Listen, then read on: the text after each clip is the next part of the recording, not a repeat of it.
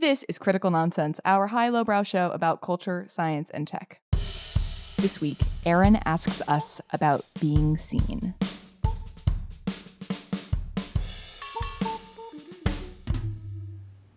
Woo! Muffin for lunch. Muffin for lunch. Did you ask for a muffin? You can have a bunch. This is what a Joey sounds like. Oh, muffins. I eat them every day. In every possible way. This is what a cranberry muffin sounds like, named Aaron. And this is what an executive producer muffin, Jess Vander, sounds like. Hi, this is Jess. Muffin reporting for duty. Oh, that was good. What are you up to, Muffin? Wow. Oh, no, just a muffin. Hey, are you a muffin muffin? A horse muffin? A bird muffin? Just wondering. Banana. Welcome to Critical Nonsense, your high-lowbrow show. Do we have, I think we do have housekeeping this week. Point of order. Yeah. Oh, I do. I have a little thing. Remember a bit ago we talked, Joey, you and I, about bottling our thoughts and feelings up and how sometimes that's better for us than we think. I was talking to Ryan about this and he was like, oh, that's just like critical incident stress debriefing. And I was like, what is that? And apparently, for people in, I think this is in the context of emergency services or, basically teams that have to come together to do something that is really maybe dangerous, hard, scary. Those teams have this thing called critical incident stress debriefing, where immediately after there is this built-in structure where you talk about it right away. And you share all your feelings, and in theory, the idea is that you let all of those things out. But after studies have been done, this also is yet another example of people report having that further etched into their brains of all of the things that they just experienced, and that it may have an ultimately negative impact in the long run for how much they are sort of internalizing the bodies they just saw, or who knows what it was, like all of those things. And so I was just like, wow, sometimes we should just be goldfishing. We should just not, because it's bad, guys. Just keep swimming. I mean, I see it in firefighter, like my brother-in-law, when he became a firefighter, like he jokes about things not out of like, he's like a very warm, caring, like husband, like stepfather to my niece, like all of those things. But I think when you're seeing that stuff, like his mode of managing that is just like, you just like, it creates like an emotional distance from it. And it seems like that helps. But like, yeah, just keep swimming. Yeah, Wow. because otherwise, in attempts to sort of mediate PTSD in this structural sense, it's like maybe it's not actually helping. Maybe it is worsening. Wow. So the journey continues. The exploration continues. I'm That is so sad that I was not here for that episode. It's such a good conversation. So interesting. Yeah. Thank you for making sure that our Bedelia was Amelia. I think we're good. Y'all, I would like to pivot into this episode to shunt a thought into our brains. For some Sounds violent. Yeah, that's a little intense. We can just like gently put it in the floor and then talk about it. In the floor like it's Jumanji and Robin Williams is falling through it. Anyway, okay, I'm sorry. I'm all over the place. Also violent. Yet again, violent. I don't know how I did that. So, I listened to the most recent episode of the podcast Hidden Brain with Shankar Vedantam, and I love that podcast. I don't, ironically, listen to very many podcasts these days, and I love Hidden Brain because it's all about understanding psychology. It's understanding our minds and how that impacts the way that we perceive the world.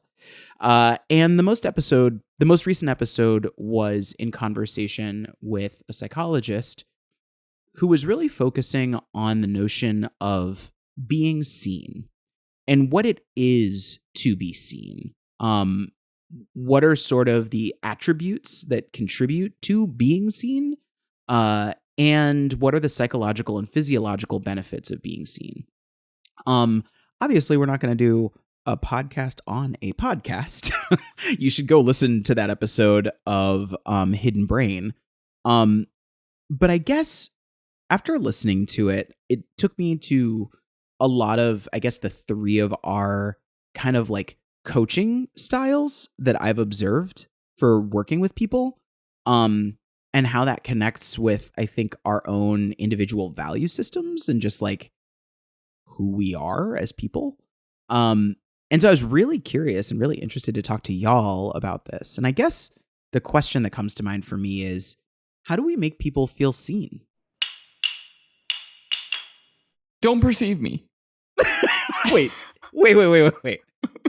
Explain that joke, because it's a good joke, and it's revelatory, it's insightful, it's very Mulaney, very Mulaney. The first time I heard it was like talking to some non-binary folks, and they were just like, "Don't perceive me. That is my gender is don't perceive me," and I was like, "That is super helpful for me understanding where you're at." But it has also become like, oh yeah, no, like there are things that I don't want to be perceived too. And so now, like just at random moments, I'll just be like, don't, like, please just like, don't perceive me right now, because, you know, it is like the hiding, like while you're eating type of thing.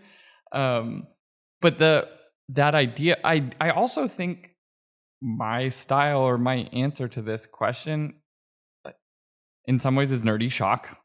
I know you're like, I think one of the quirkiest, weirdest, like woo-woo types of things that I believe in is like comes from physics, of like the observer principle and the idea that you can collapse reality through observation and intention. And there is like legitimately a lot of science to it, but I think I extend it a little bit further in my mind and how I see the world.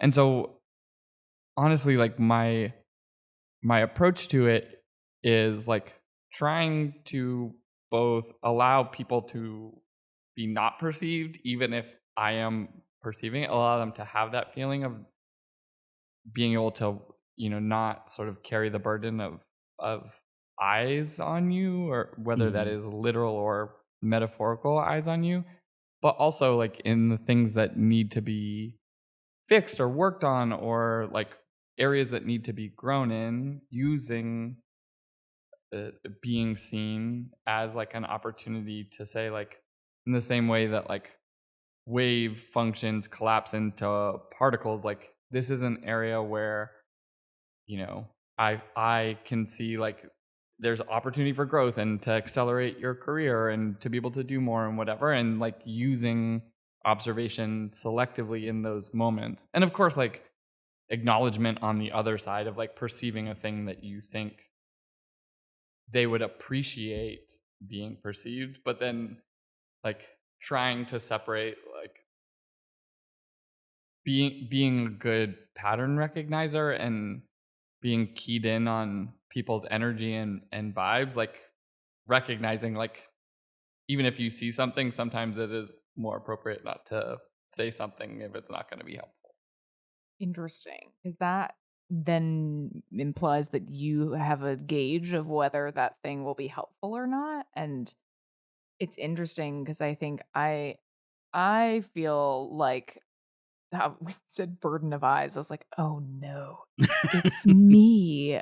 I think I'm the burden of eyes. Like I'm an basically like inescapable seer. Like you, it's interesting because I don't know if I've ever, probably to my own detriment, assumed that the seeing could be harmful, and instead I'm like, oh, I'm observing that you're bringing maybe, yeah, this interesting energy that it doesn't seem explained from this interaction alone, or like I think I can see the intention that went into this, and I want to recognize that. Like, there's a lot about, in my mind, like, for working with people, the seeing of all that went into a thing, and making sure that you have a clearer understanding of what goes into something. But when you said that, I was like, well, it's fair that that putting all that out there may not be someone's intention. They maybe are not trying to share that, and would rather focus on the task at hand. Well, and I mean, the phrase that comes to mind is like the right to privacy, and like there is sort of like an assumption that, like, no one gets to know what's going on in my head in all moments. Like, that's not a right that anyone has. But then you get those like hyper empathic people, those hyper observant people, and those hyper assumptive people who, i.e. drag queens, who will read you for fill. Like, who see all the things, can piece it together. They have a sociological engine in their minds that allows them to quickly assimilate like all the patterns of all the people that they've ever interacted with to get to like an 80 to 90% accurate conclusion of the outcome or what's going on there. And I guess the reason I bring up a little bit of that, like, right to privacy and the fear of being read by a queen, is that there is a responsibility to uphold when it comes to seeing. And there's also a hubris to avoid. Like, there is, I've worked with people in the past who are very private people. Like, that's just how they are. They don't want to like put themselves on display. That's just not how they like to be. And granted, that is basically the complete opposite of me. I am very open booky to a certain degree. I control who has the keys to the lock on the journal, but like, I'll turn some pages here and there. But like the sort of invasion of like, I'm seeing this thing and I want to call it out because I'm intending for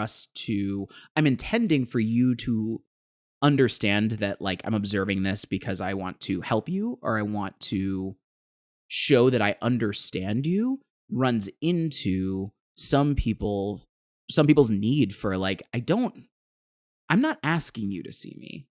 And for me personally, it's also really difficult because like that is my nuclear bomb. Like, that, if the thing that will make me more angry in the world, angrier than anything at all, is feeling unseen.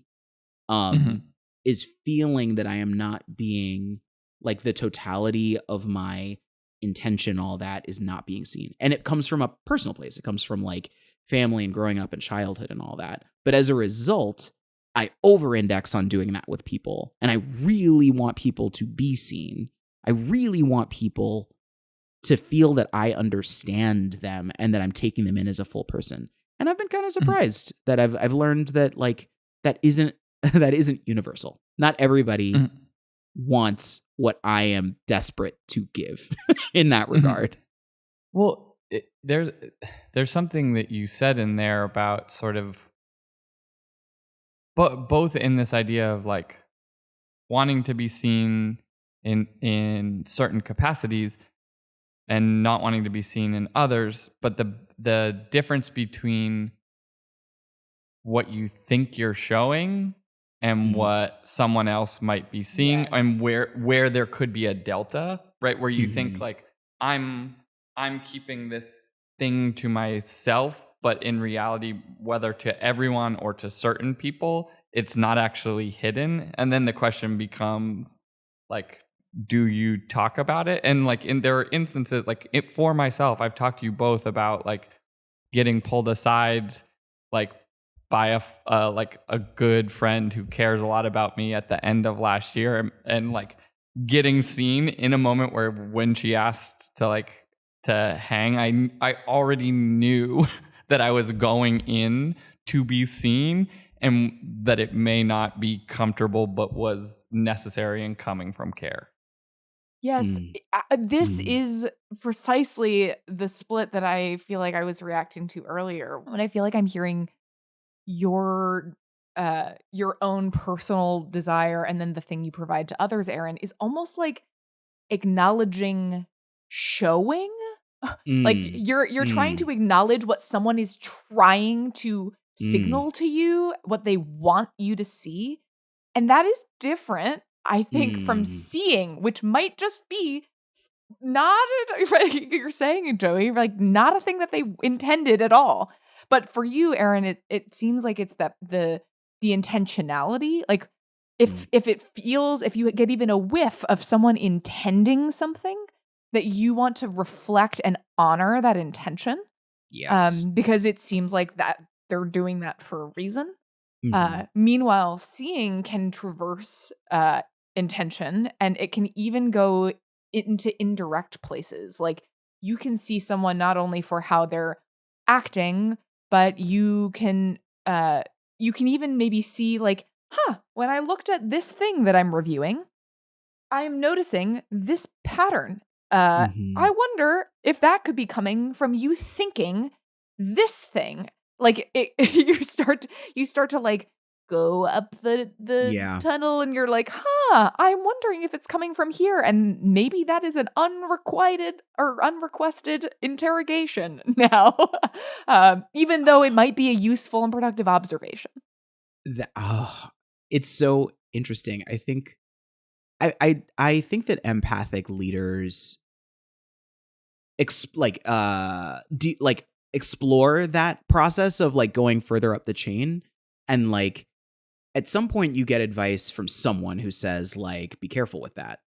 Like be careful what you're assuming. Like recognize that you may have taken it to an assumption, but be careful with what you think that assumption is and how you use that assumption, and make sure you keep an open mind to whether or not that can be disproven and all that. And also, importantly, keep in mind whether or not that person is asking for you to, like, is expecting you in your role in Mhm. your relationship with them to be a person who's pointing that out. And like, I think that that's where, like, that's the hubris to avoid, because there are people who are very, very good at reading people who are psychotic, like Yeah. who are manipulative. Like Mhm. that is a skill that does not fundamentally have a positive valence to it. And so being really mindful about not only your intention in, I guess, pulling apart what you think you've seen and what you are seeing, from the outcomes that you're looking to achieve. Is the outcome that you're Mhm. looking to achieve growth, betterment, like coming from that sort of place, or is it to bend someone toward an outcome that you need in that Mhm. moment? There's something that you said that makes me think about like perception is reality. And what's Mm-hmm. interesting here, the reason I bring that, like, if you believe in this idea of like observation, like the observer effect collapsing into something, the question becomes: is the you in someone else's head the same as the you in your own Right. head? And Right. so sometimes that question of like, in having conversations about being seen, like, or where frustrations can arise or things like that, is when there is potentially a delta between those two ideas.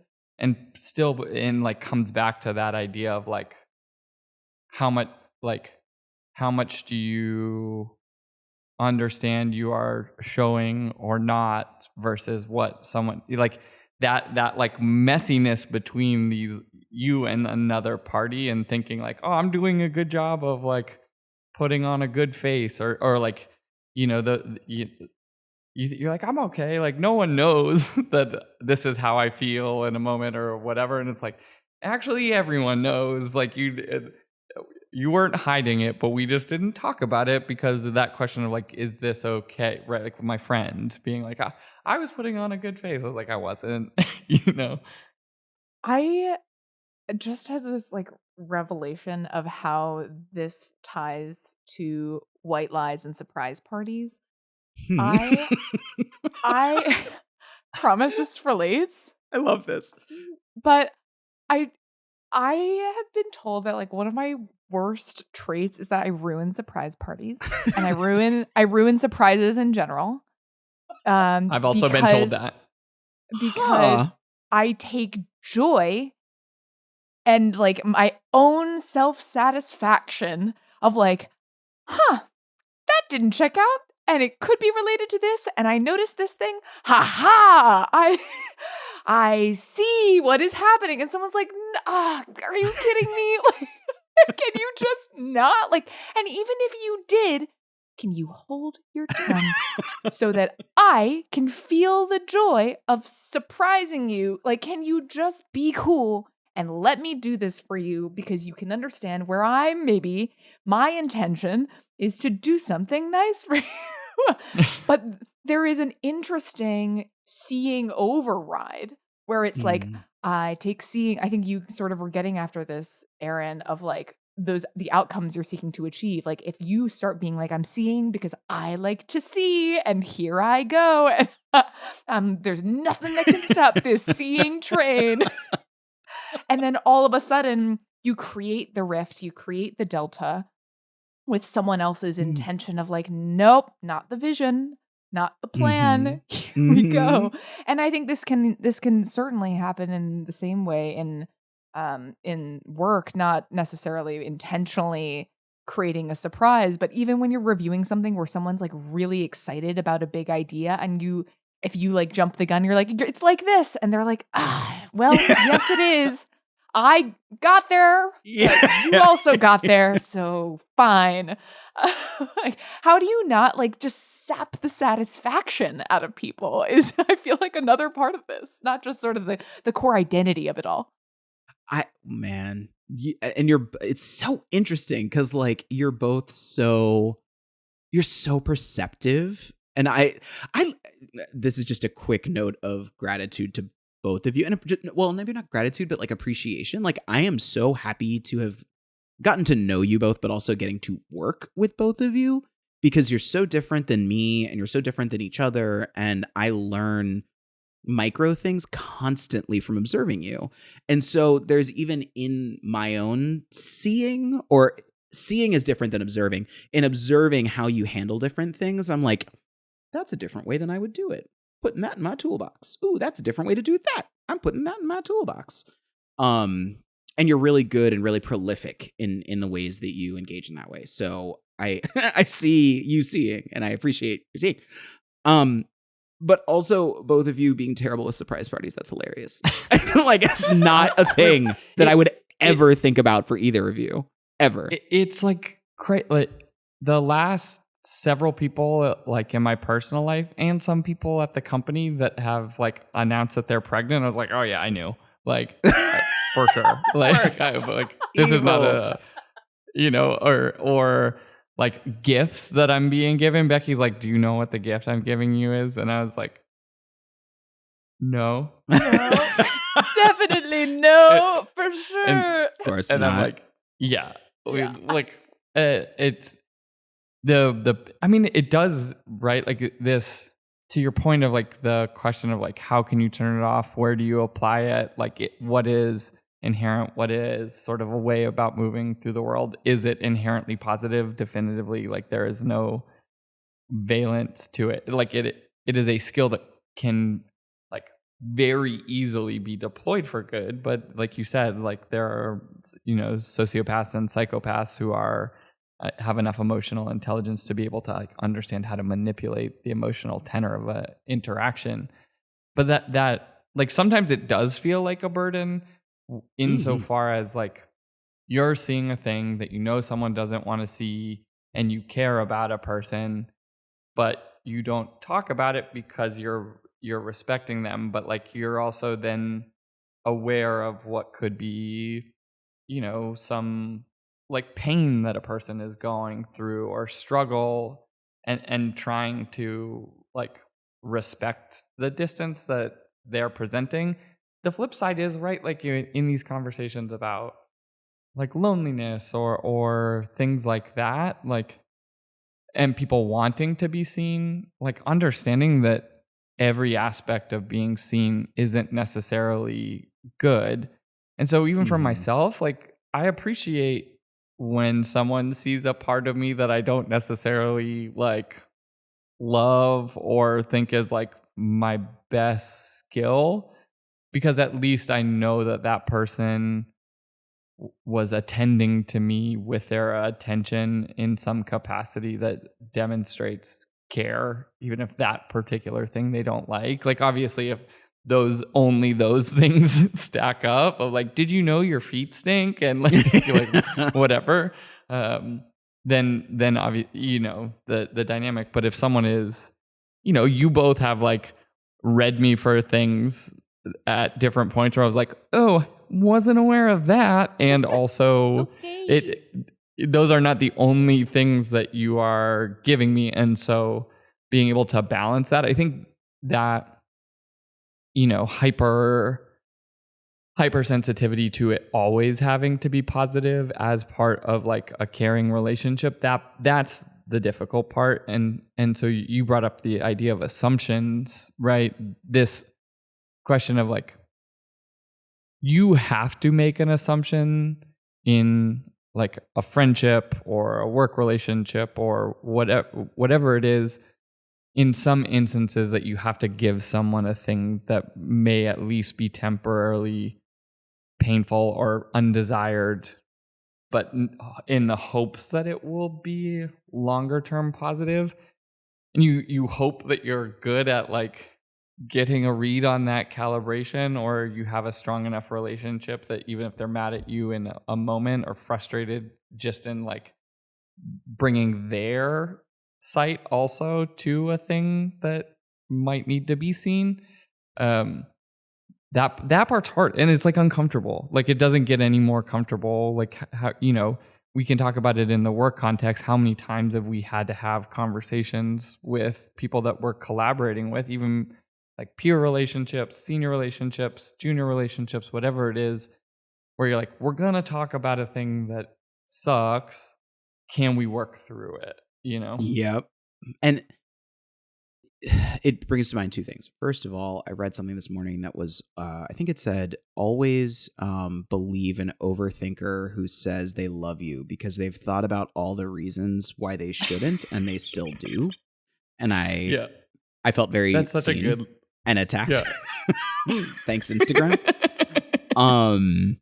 But then is that all three of us? I think maybe. Maybe different flavors of the same thing. Yeah. Yes.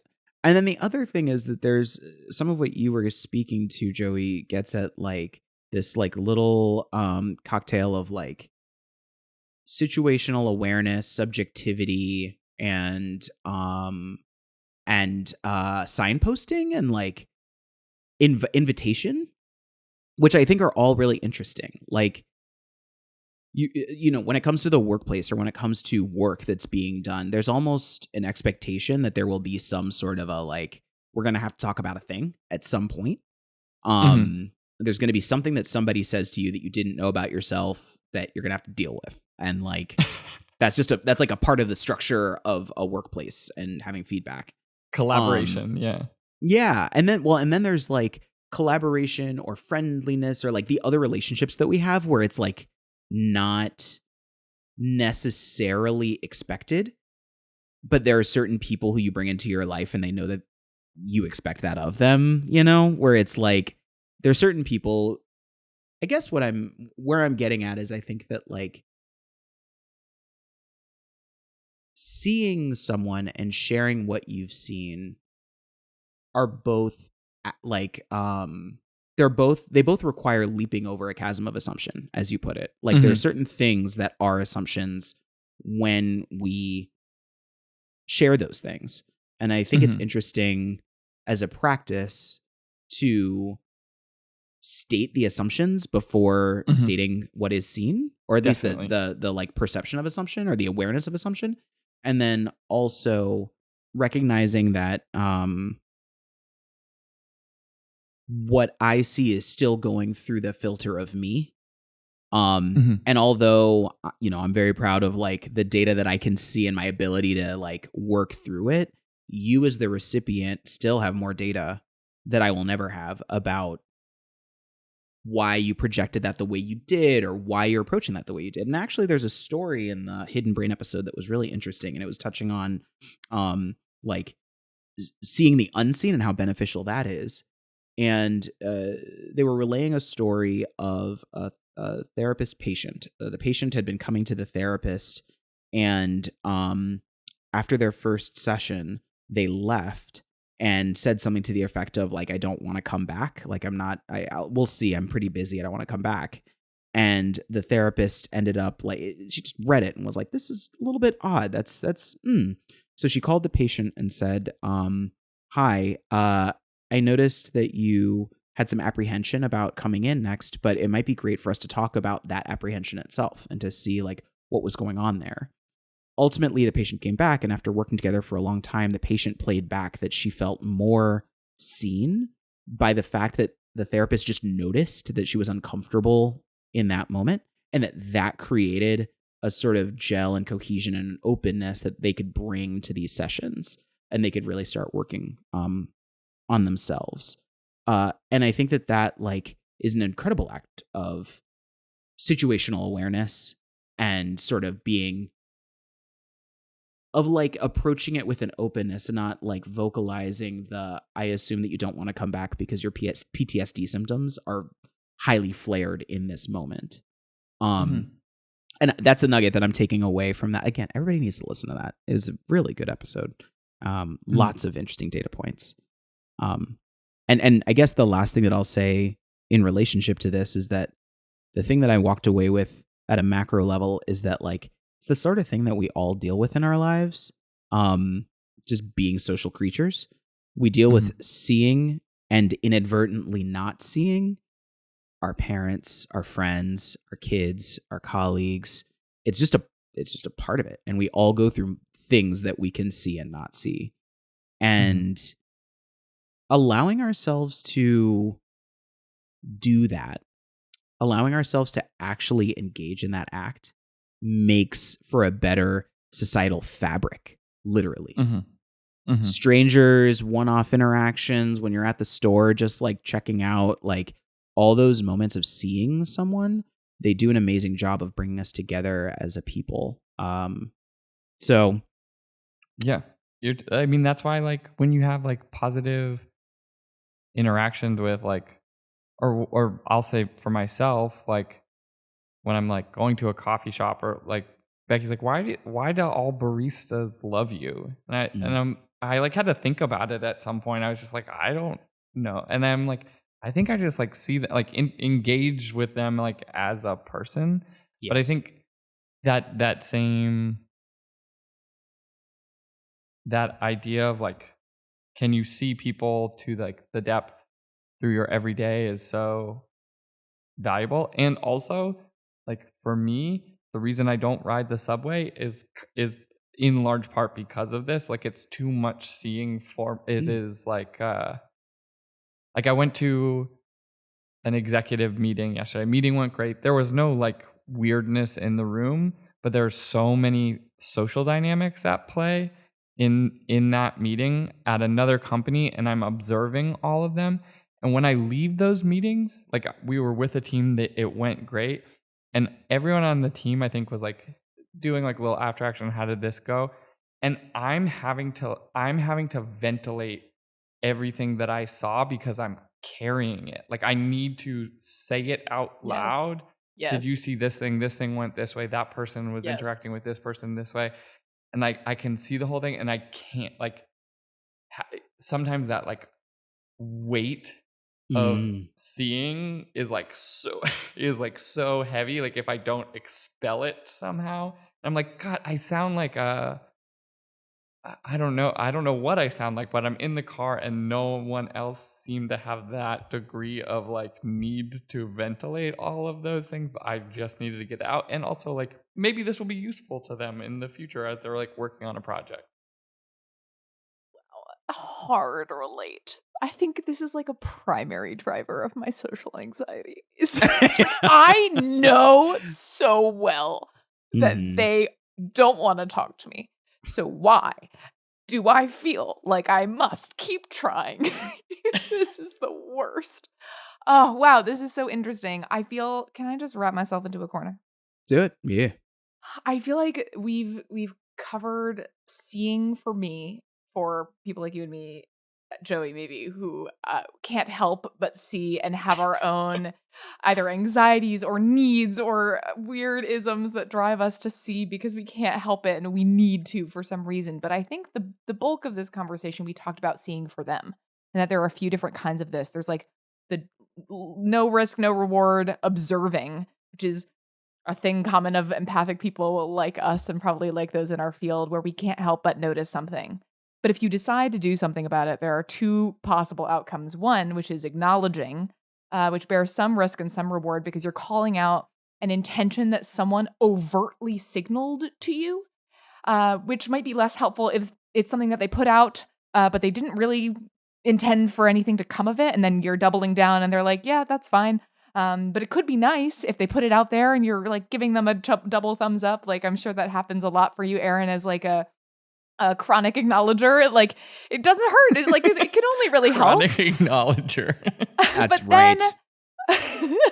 But then there's the last piece of seeing as reading or as revealing, calling out a non-intention. It's like going off registry. It's like you should really only do it if you're a really good seer or if you know them really well, because it's anticipating needs at best. It's interpreting. It's really like leveraging that. At worst, though, you're just being an assumptive bruiser who's just crashing in there, judging people. And so if you're trying to do that for them, like staying open, stating and signaling your assumptions, avoiding jumping to conclusions, and inviting them to tell you that you're wrong, probably are all safety mechanisms to avoid reading poorly. But also, this is the highest reward potential, where we're actually able to relate to each other on a deeper level beyond just what we say we need, and really getting into what we know we need to offer for each other. So maybe seeing is damn, that was a good wrap-up corner. That was unreal. That was like MVP wrap-up corner. Oh, wow. That was really impressive. You're at the peak of your powers. Jeez, that was awesome. Prime That was Jess. awesome. Yeah. Wow. Thanks, guys. I really love affirmation, so it's working. You have been We seen. see you. Yes. Yes. Sorry, Aaron, I called you a chronic acknowledger, and that made it sound like it was a bad thing, but it's really great. I'm going to remember that forever. Thank you. Critical Nonsense is a Sylvain production. Brought to you by eyeballs lasering into your soul. As always, we'd like to thank our executive producer and panopticon, Jess Vander. You are welcome. We'd also like to thank sound engineer and our list reader. I hate this. Alex Cottel, we love you though. We'd like to thank our programming coordinator and CCTV, Les Jacobs. And thank you to our production crew and always open Sarah Gilbert, Nora Mestrich, Christy Jensen, Amanda Medina, and Amy Waters. And as always, thanks, Ellen. Thanks. Special thanks to ADHD for making me good at pattern recognition, maybe? I don't know. Wow. Yeah. Pattern. I see it. I know it. I spoil it. They're mad at me. Oh, no.